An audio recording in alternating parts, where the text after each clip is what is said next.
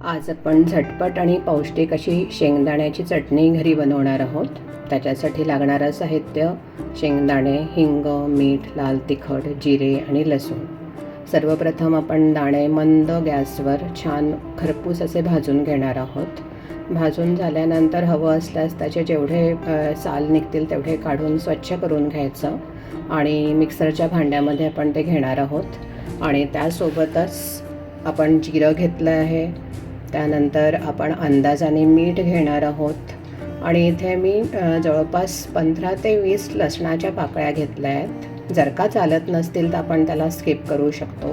हिंग घातलं आहे आणि त्यानंतर लाल तिखटसुद्धा घातलं आहे. इथे मी जवळपास 2 चमचे लाल तिखट घातलं आहे. आपण आपल्या टेस्टप्रमाणे ते घालू शकतो. आणि त्यानंतर हे सर्व मिश्रण आपण ग्राइंड करून घेणार आहोत. ग्राइंड करताना परत आपण हे लक्षात ठेवणार आहोत की फार त्याचं फाईन पावडर नाही करायचं आहे. प्रत्येक जेवणासाठी परफेक्ट अशी शेंगदाणा चटणी आपली तयार आहे. नक्की करून बघा, अगदी सोपी आहे.